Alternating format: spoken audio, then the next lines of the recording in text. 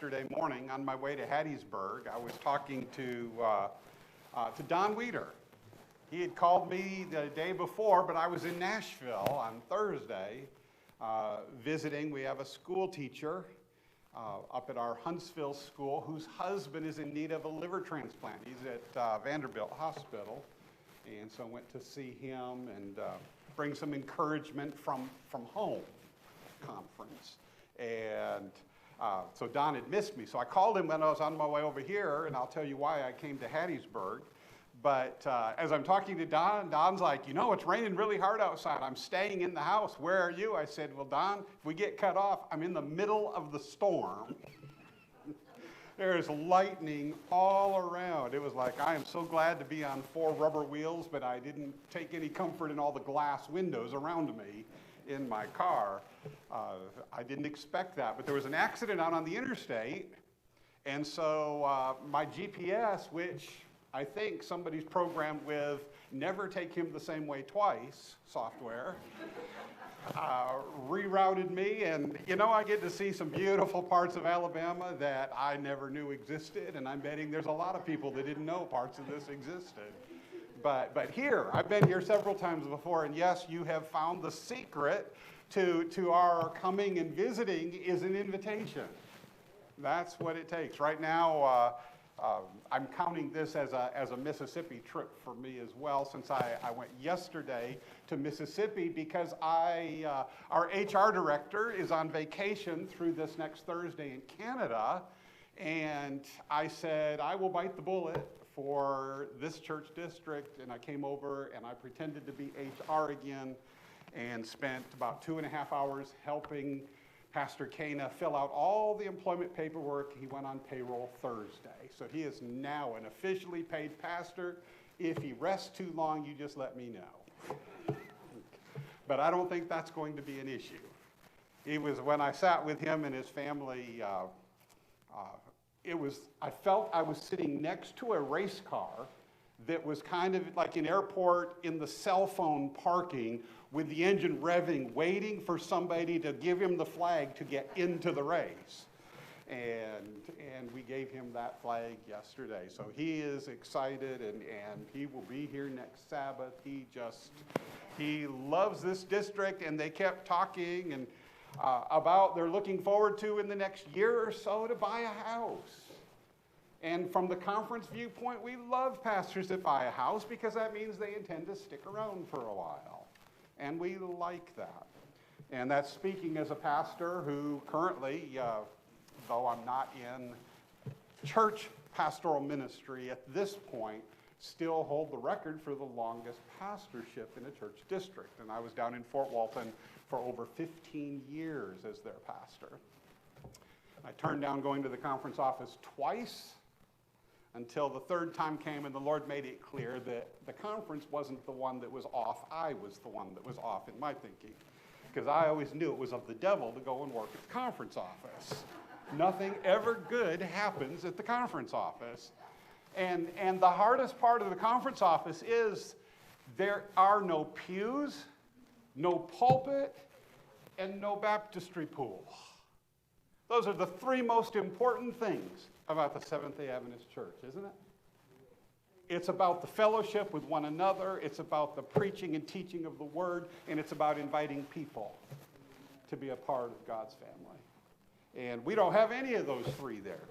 Although after heavy rain, we might have a big puddle, but not quite deep enough for that. So we always love coming out to the churches in the districts. And so Pastor Josh is introducing a new pastor at the Meridian Church this morning, and Elder Denise is actually down in a new church plant just outside of Foley, Alabama.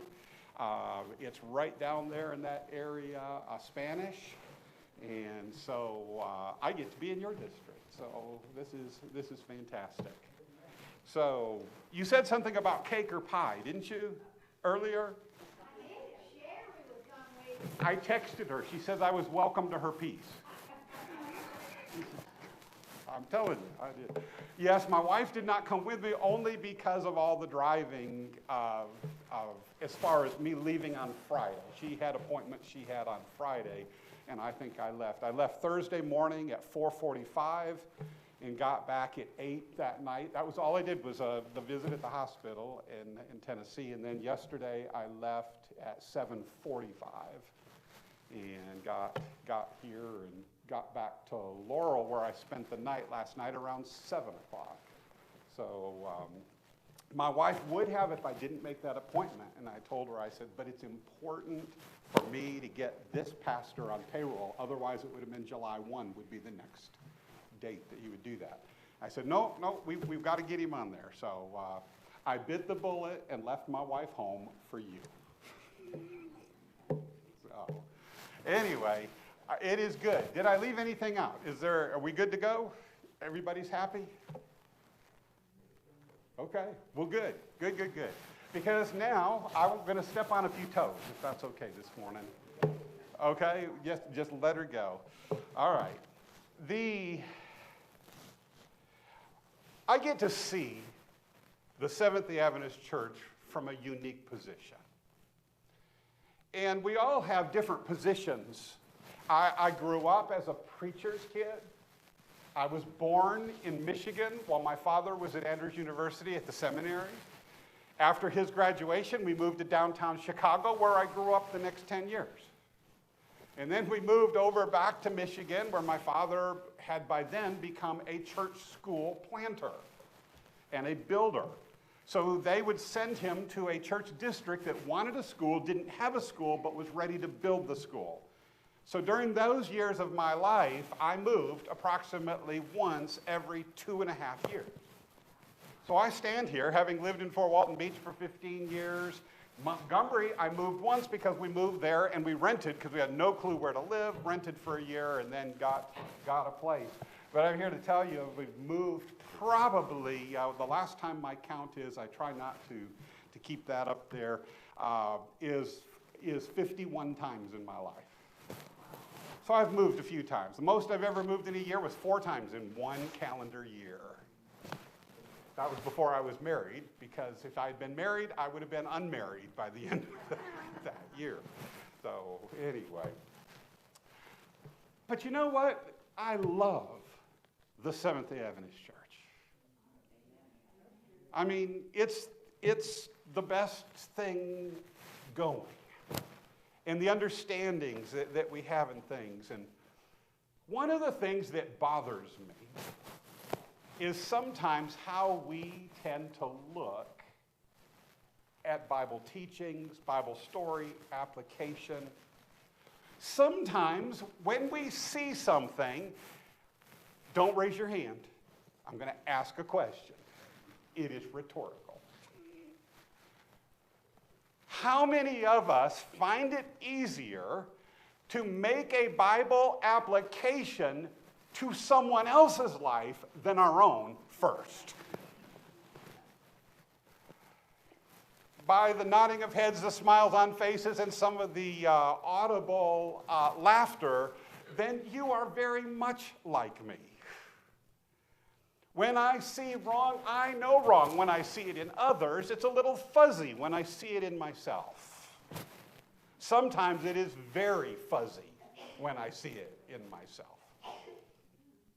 One of the teachings that the Bible speaks about that I believe the Seventh-day Adventist Church would do well to do a better job with.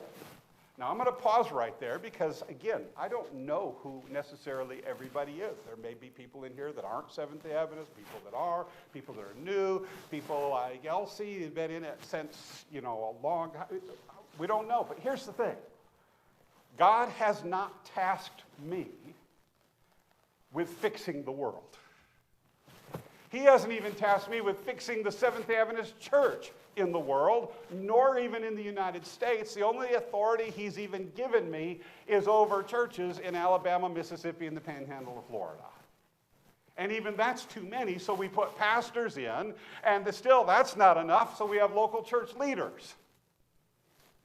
Because it takes a lot of us to help hold. And by the way, Seventh-day Adventists believe in the priesthood of what? Some believers? Or the priesthood of all believers. Isn't that the way it is? So it's all. So if I were to ask right now, how many pastors are here in the church? All of us would have to raise our hand because we are part of a royal priesthood. We've been called. You may not have been called to lead this church, but you may have been called to be an ambassador to the person who checks you out at the grocery store, or to your next door neighbor, or to the person you work with. God has a great mission field, and each one of us have a part.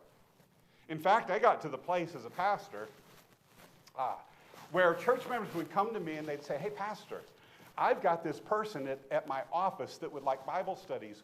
Would you come and give them Bible studies? Well, I wish I'd understood this principle when I first got into ministry before the last part of the ministry, because I was smarter in the last half than I was the first half. And I started telling people, no. You won't come and give Bible studies? No. I said, if God had wanted me to give them Bible studies, I'd have your job. I would work there, but I don't work there, you work there. So here's the better question. Do you know how to give Bible studies? Now that answer will go one of two ways. Yes, well, let me outfit you and go to town. No, I don't. Well, let's meet at a place with these individuals. I'll get it started, and then you take over. Okay? Because we have to teach some things. Okay?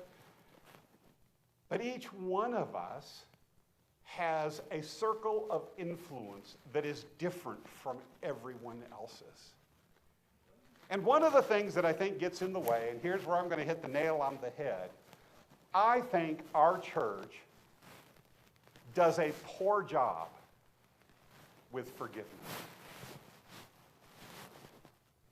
Forgiveness.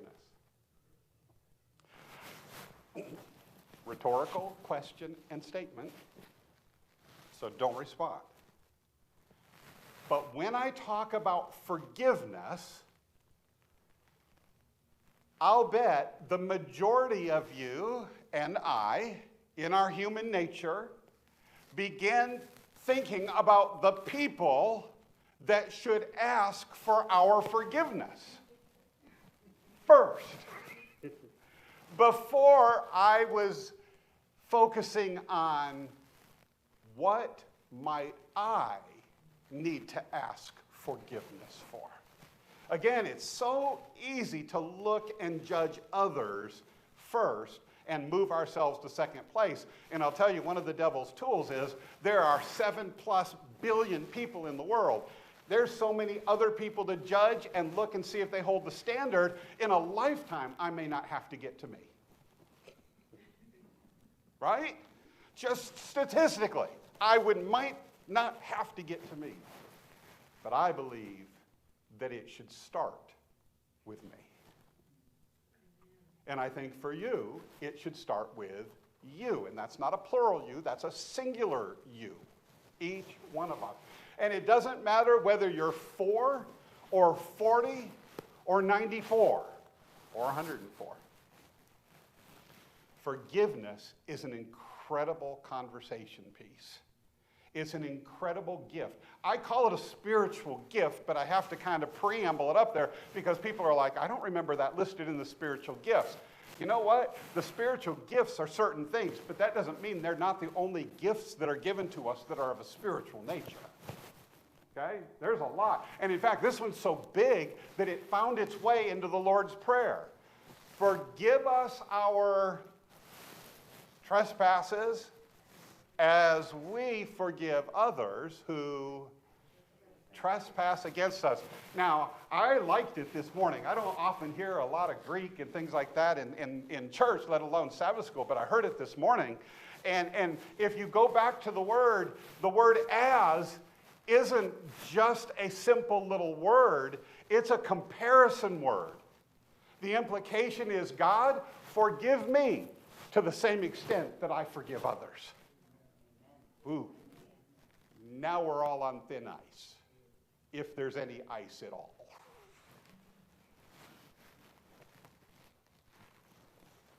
I'm going to take for granted that if I were to ask the question and want a response, that nearly all of us would raise our hands above the age of 15 or so. That do we find forgiveness challenging? And I believe we'd all say, oh yeah. Yes, yes, yes. It is very challenging. So I want to take a few moments this morning and I want to take a look at what the Bible says and how the Bible illustrates it. And I don't know about you, but one of my favorite Bible characters is Joseph. You like Joseph? It's one of the longest stories in the Bible, really second only to the gospel stories of Jesus. They're all about his life. In fact, they're all about a small portion of his life.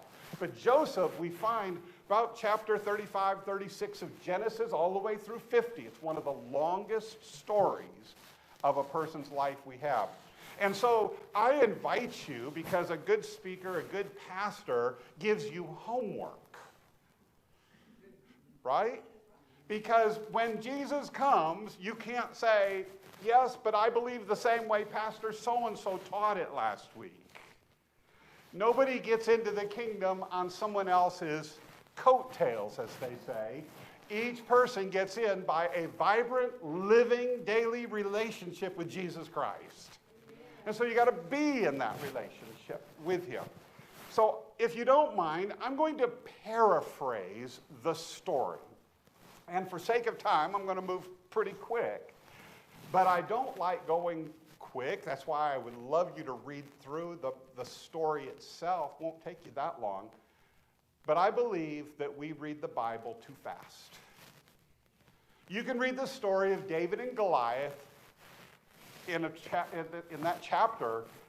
I don't know. If you're a fast reader, it might take you 4, 5, 6 minutes. If you're not, it could take you 8 to 10 minutes to read through that story. Can anybody ballpark how long the story of David and Goliath took place when David and Goliath were alive? Almost 6 weeks. Because when David comes onto the field and he hears the giant for the first time as he's looking for his brothers, he finds his brothers, and then the giant comes walking over and says, hey, why won't you come out and fight us? Send your best person. If they win, we'll be your servants. If I win, you'll be our servant. Remember that big speech in there? The Bible says right there, it says that Goliath did this as he had done for 40 days, twice a day. So it was either times 79 or 80 that the Philistines and the army of the Lord had heard this, but for David, it was his first time. But we read through the story in minutes, and we don't realize the length of it, because if we realize the length of it, we might ask other questions or make some other observations as to what's going on. After 6 weeks, there's a lot of tiredness.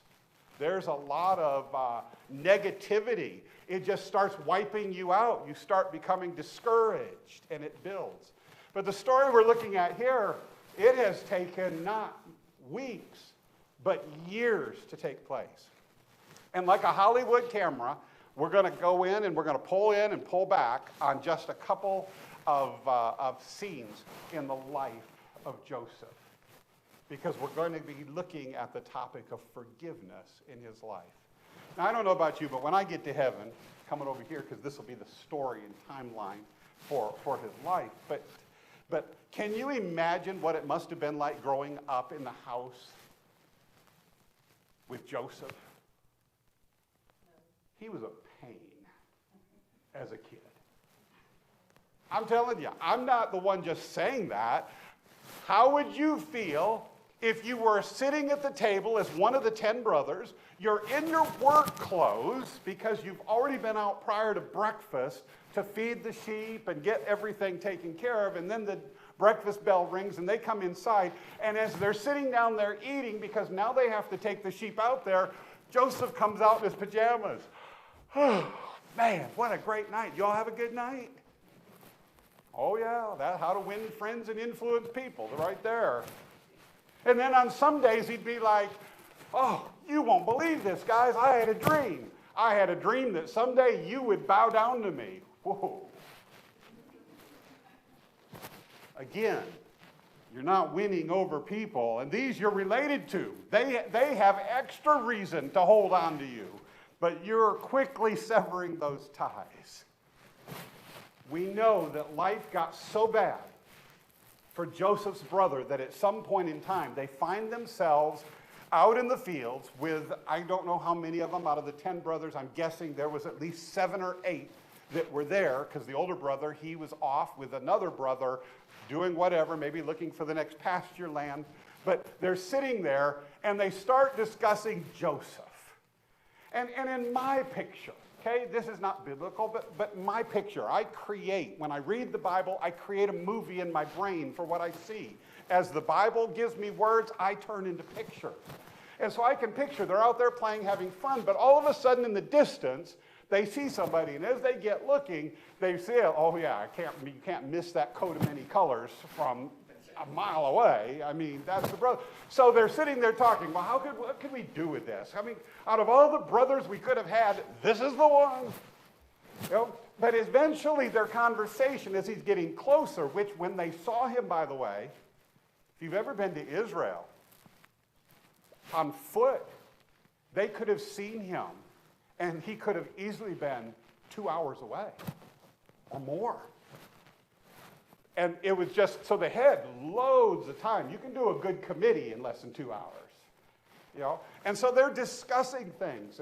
And I do not know all the discussion that took place, but I do know that at the end of the discussion, they voted to take the problem into their own hands. And they threw him into a pit. And I can't imagine that the conversation continued. And I don't know if the older brothers had come back by then, because the Bible seems to indicate that while he was in the pit, the older brother came back. And they're like, now what do we do? If we let him out of the pit, he's going to go tell Dad we're going to get in trouble. We are now in a no-win situation, which is not the topic of this sermon. But my friends, that's another tool of the devil. He gets us into a situation where it appears there's no hope, that we're doomed either direction, which is why he made forgiveness. So that we could get forgiveness before we bury ourselves deeper and deeper and deeper. But the brothers, they did not avail themselves of that. In my mind, I picture these slave traders on their camels come through that desert-like area. And I believe they looked and they thought, hey, we don't have to kill him. We don't have to get in trouble and send him home. Let's sell him to the slave traders. Now, how many of you remember Uncle Arthur's bedtime story books? Okay? There's people on that. So I apologize, but some of the pictures in my head are locked into those books. So I picture, what he pictured is that his hands are tied with a rope up to a camel, and he's being walked all the way to Egypt. But by slowing down and looking and adding humanity, human nature, what do you think he did as he's walking away? What could he probably not help himself to do? Look back. Is this a joke that just went too far? Will they see the error of their ways and rescue me? And even if he had given in, knowing that the end was in front of him, in his mind, this is the last look on home soil of his family that he will most likely ever have. And the brothers, well, I don't know if they looked at him or not, they're busy handing out the pieces of silver that were paid for Joseph. Joseph did a lot of growing up on that walking trip to Egypt. I can only imagine. Again, there are certain things that are left blank, but if the Bible was given for your admission in mind, if it was given for our correction and for our instruction in righteousness, then it has to be applicable to us. Okay? It may not be a physical application, it could be a spiritual application, but I am amazed at how many of the physical applications parallel mine, and probably yours. And so he ends up in Potiphar's house, lowest job that there is. But Genesis chapter 39, verse 2, the Lord was with Joseph so that he prospered, and he lived in the house of his Egyptian master. And verse 3, when his master saw that the Lord was with him, and that the Lord gave him every success in all that he did, Joseph found favor in his eyes, and Potiphar put him in charge of his household and entrusted to his care everything he owned. Now, did you catch the phrase? There's an interesting phrase that I read over. Very interesting phrase. So I'm going to ask you this question utilizing the phrase. Do people, family, friends, work acquaintances, complete strangers, do people, when they see us, see that the Lord is with us? That's an interesting question. Because Potiphar looked at this slave boy, and I remember in a few books later, in the book of Daniel, the king throws 3 people into the fiery furnace, and he steps back and he says, hey, didn't we throw 3 in there? But look, I see 4, and the 4th one looks like the Son of God. Let me tell you, God will be known, even by way of the unknown. You may not ever see some of the most atheist, in fact, military came up with a slogan, there are no atheists in foxholes. Okay?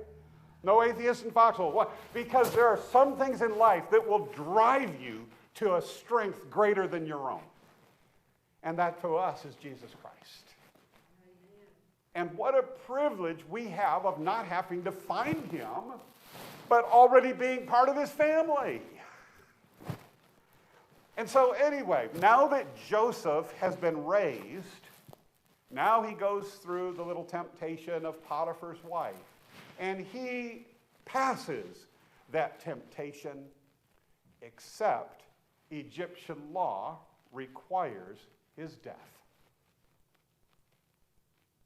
Because he's a slave, and she's an Egyptian royalty. But Potiphar steps in, and I believe he stepped in because of the verse, he saw that the Lord was with him. And he made a way. He trusted Joseph more than his wife. He believed Joseph more than he believed his wife. And so he was condemned to prison. Now, one would think that if God was with you, prison wouldn't be attached to your story. But oftentimes, God uses what the world means to harm us, God uses to heal us and to prepare us and to build us up. And in fact, we're going to find out that Joseph says those near exact words, but that exact sentiment in a little while. Now, here's a question that I have. Do you think by the time Joseph is in prison, he spent a couple of years or more, 2, 3, 4 years or so, with Potiphar before going to prison? He will get out of prison eventually, and he will interpret the king's dream in such a way that Pharaoh will make him the ruler second only to him. And then he will go through for 7 years of feasting and of plenty and put all the stores away. And the Sister White's book, Prophets and Kings, or Patriarchs and Prophets rather, tells us that it's in about year 2 to 3 of the famine when the brothers come back into the picture. So he's been out of the picture for probably 10 to 15 years that he's been in Egypt, and he's been separated from his family. I don't have any knowledge whatsoever of this firsthand, but I kind of know who Joseph is, and by his story, that I believe the evidence of how he lived, though it is not said, is I believe he's already forgiven his brothers. He's not going to carry that weight with him through all these things. He's forgiven them in the past. He's the second in command of the greatest nation on the planet at that time. And I can picture, now, give me a little leeway on this, because during the time of famine, the Bible says that Joseph spent time out there. And so I kind of picture in my mind that people are coming to get grain. And he's out there talking with the people. He's probably a social person. And he's out there, he's having fun. And he's standing around one day, around year 2 and 3 in there, and he's standing there. And all of a sudden he sees people that are obviously not from this country. They're obviously from somewhere outside of Egypt. But he can't quite see them, and they've caught his attention. Something familiar, something it just resonates, and he looks a little bit. And have you ever been part of a crowd where there's been a lot of people and the right person moves just a little bit and immediately you have 100% vision? You ever have that happen? Okay, it can happen in a restaurant, it can happen anywhere where we have that. I believe in my mind that's exactly what happened. He's standing there looking at them. He kind of sees them. They're around in there, but they are hidden by the crowd. And all of a sudden, one of them, I don't know which one, kind of laughs a little bit maybe and turns just a little bit, not looking anywhere in particular, just kind of in the throw of things, and turns around. And when Joseph saw the face, I know exactly what happened, and you do too. I think he hid. I think he just hid behind something. You know why I believe that? Because here's the thing. You can forgive someone, but when the right situation occurs and it all comes back, in that moment, there is a time travel that takes place in your brain, and you are right back where you were as though it happened a millisecond earlier. Am I right or am I wrong? Okay? Right? Some of you will even say you can even taste that metallic taste in your mouth. You can feel the stress of that moment. It comes right back. The body has an amazing memory and amazing recall. And even though I believe Joseph forgave him, in that moment, in that instant, he was transported back, and the second in command of the greatest nation on earth for a moment was a little boy being sold by his brothers. Now, I want to pause right there and tell you, that does not have anything to do with the quality or the effectiveness of forgiveness. Because it came back doesn't mean that he did not truly forgive them. That's not what it meant at all. We can truly forgive people, and it comes back over and over and over for some. But it doesn't mean that you didn't mean when you said to the Lord, forgive them, that it didn't take. That the Lord says, yeah, you don't really mean that, so no, I'm not going to do that today. It doesn't mean that at all. But in that moment, I believe he even forgot that he was unrecognizable to his brothers. Because in that moment, he had just been talking to them before they had thrown him into that pit. Everything went back. He was 15 years or so younger. He was more naive. All of it. And people, as I've asked people and shared, people are like, boy, that really is. It's amazing. And I wondered what it was. But you're right. I was right back there, even though I wasn't anywhere near where it all took place. When somebody said it, my mind went right back to those thoughts and to those feelings, which is what gives the devil an extra tool to hurt us. But you know the story. He comes up with a plan. He tests the brothers. He jails a couple of them. Won't unjail them till they bring the younger brother back. Benjamin comes. And then as they leave, the ultimate test, until they're standing there surrounded by the royal soldiers, and they're stopped and like, well, why are you stopping us? We just got the grain and we just ate with the second command ruler. Surely that gives us a little immunity, right? Well, it would if you hadn't stolen his cup.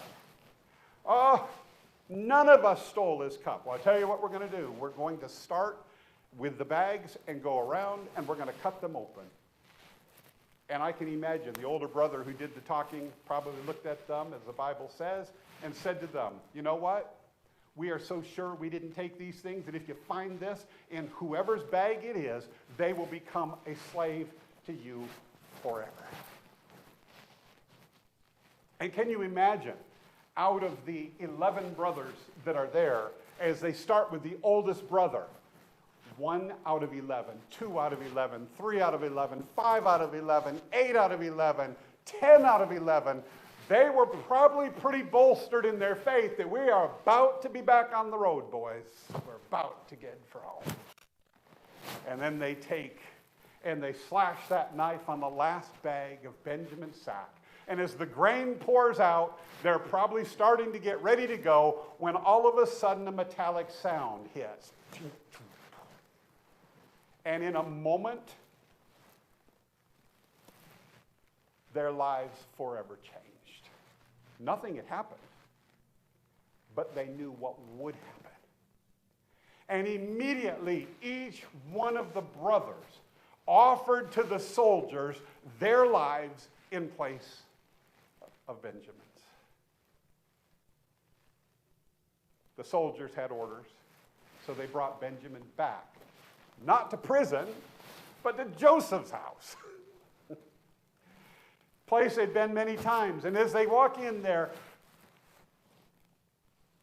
Joseph realizes that there's a change of tune in the hearts of his brothers. And he sends everybody out of the room except the brothers. And I can kind of picture as he starts taking off whatever royal garb he has on, and he tells the guys, stand up, because they are begging for mercy for their lives. And Joseph says, stand up. I am Joseph, your brother. One would think that would make them feel better, but the Bible seems to indicate they now feel worse. Because now they realize that Joseph is now going to condemn absolutely every one of them to prison for the rest of their life, if they're lucky, because of what they did to him. And Joseph stands up and with tears in his eyes tells them, what you meant for evil, God used for good. That has been a philosophy we have said for thousands of years. And we believe it, I think.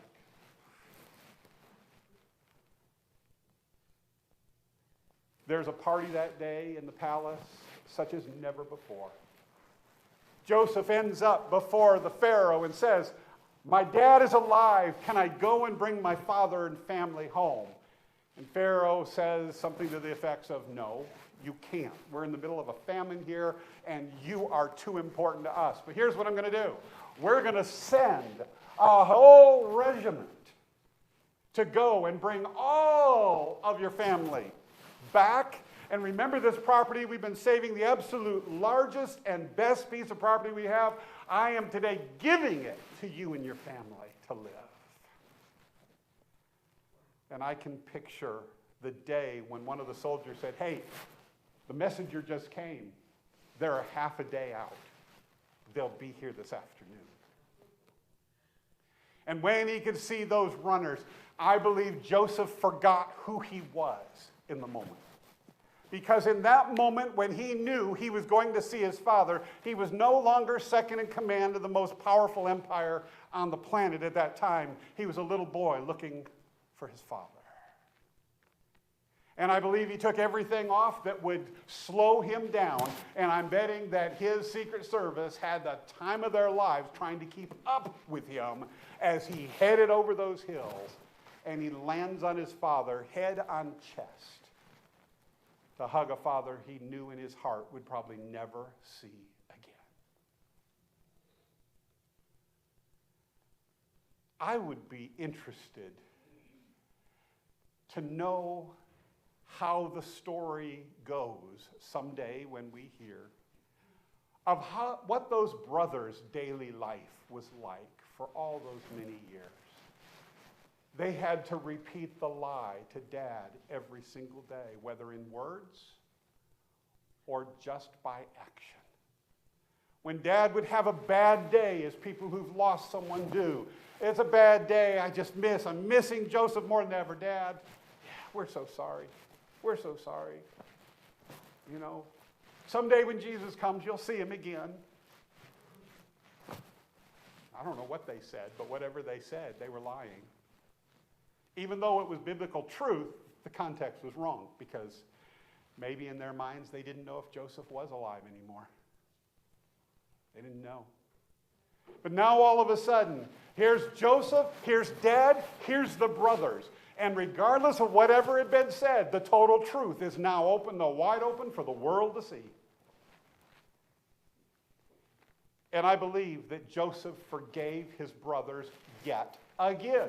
He did it before he even knew they would be coming over for food. He did it after he made himself known after the test of Benjamin. And now I believe he did it again in front of his father.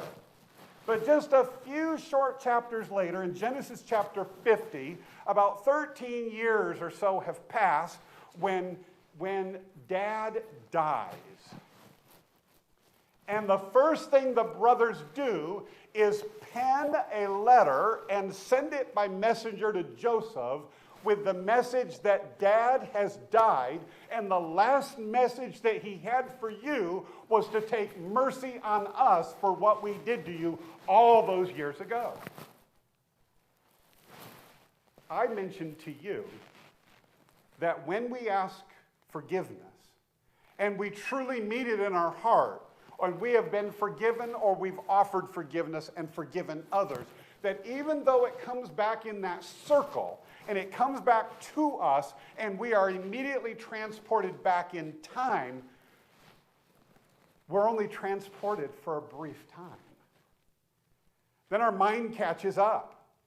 And our mind catches up and realizes, I already took care of that. I've already forgiven. I've already moved on. And you can come out of hiding and live with your head held high. Satan points it out, but we can raise to Satan that, no, I have been redeemed, and I have been forgiven, and I have forgiven others as well. But the brothers, even 15 years later or so, they have been living every day, not in basking in the forgiveness of their brother, but they are living in the sin in anticipation of an ultimate verdict against them. Isn't that sad? In the same story, we have one who lives what you meant for evil, God meant for good. And the brothers, afraid that the other shoe is going to drop at any time, and we will be in trouble every single day. So the question has to be asked, in which state of forgiveness do you exist? To what state of forgiveness are you living? It is so easy to have in those words cherished sins. But my friend, when we live with cherished sins, we live with unforgiven sins, which means we live with a death sentence on us all the time. All the time. And I started with the personal because that's where we rarely go. But now I'm going to go to where we hardly ever go. And that is to others around us. Yes, we go there. I think I ascertained that point pretty well, and I think you agreed with me, that it's easier for us to apply Bible truth and application to others' sins than it is to our own. But now I'm saying, let's flip the coin. What if we offered forgiveness before we were asked for forgiveness, or before they ever come to a knowledge of, or should they never come to a knowledge of the fact that they need to be forgiven? Have you ever done something to somebody and something changed, and finally, weeks later, months later, maybe even years later, somebody just says, I just don't understand how you can live with this cloud in the room. I just don't understand it. X amount ago, they'll remember the day, the time, the minute, what was happening, who was cooking, what they were eating, because the mind is that good. And they will say that, you did this to me. And the person will look at them and go, I don't remember any of it. None of it. Yet for us, if we hold on to things that people do for us, it's essentially letting people live rent-free in your head, causing problems. I don't have that many extra brain cells. I need to have as much empty room as I can get. So it's much easier to forgive them. Much easier. What would it be if someone came up to you and said, you know, I don't know if you know this or not, but I did something that is bothering me for you. And I just feel that I need to ask you for forgiveness. And the individual is looking at you, you smile and you say, there's nothing to forgive. As you walked away that day, before I moved from the spot I was sitting or standing, I said to the Lord, Father, forgive him. Forgive her. They don't know. They don't understand what that did to me. You know, some people, if you push like this, it's the same thing as just knocking somebody else over. We don't always know. Everybody in here is going through something. Everybody in here has something going on in their lives, whether the world knows it or not. And my friends, some days you look at me wrong and my world will fall apart. And other days you can hit me and get back up and go, that all you got? By the way, I'm talking spiritually now, not physically. Yeah. I'm not asking for something. Oh, I can hit you. Let me see. I'll show you what I... No, I'm not. I'd prefer not. I've had that before. But can you imagine what God's church would be if we lived on the edge of forgiveness? And we led with forgiveness. Somebody walks in. I pastored a church, and it never ceases to amaze me. A young lady came in. She was probably 19 years of age. She had a 1-year-old. She wasn't married, had gotten pregnant in high school. And she came in, and of course, people were whispering, oh, look, I can't believe she came to church. Look at that. She brought the baby with her, flaunting the sin. I have a hard time calling a baby a sin. Okay? Wasn't that baby's fault. And who here stands without sin? You know? And so the church asked, well, what should we do? I said, we should offer a baby shower. Well, why would we do that? She sinned. And I'm like, because heaven throws parties for sinners, and we should be in the same business. We love people into the kingdom. We don't judge them in. And sometimes it means being forgiving of others. That girl didn't sin against me, didn't sin against other people in that church. But I'll tell you, other people, what they thought, should have asked forgiveness. Some of the vile things that were said because we think you should know.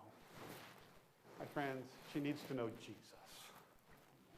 She'll come to an understanding at some point in time when the Lord's willing. What the world means for evil, God can use for good. What are we going to do now? Can you back the clock back up 18 months and make it as though it never happened? I don't have that kind of power, and I don't think you do either. And it doesn't matter what the sin is. But what if the sin is against me?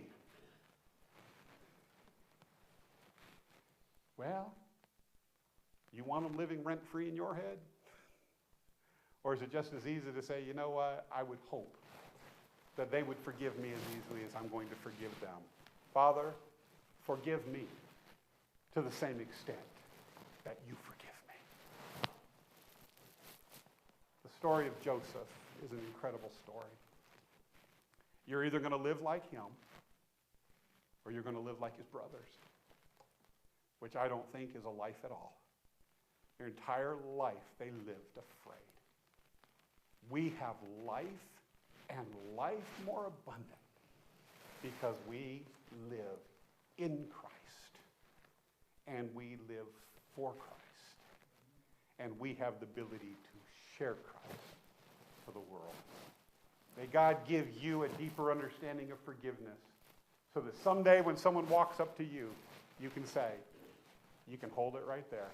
Oh, but I need it. No. Brother, sister, I've already forgiven you. Let's move on from here. What might the church be in the days just before Jesus comes? May that be a type of church that we find ourselves in. Because I don't know about you, but from time to time, I need to be forgiven. And that time to time tends to be pretty close together some days, as I imagine it's yours. May God give us the ability to live in the forgiveness that he's given to us. May we live in that peace that passes all understanding. That's my prayer for you.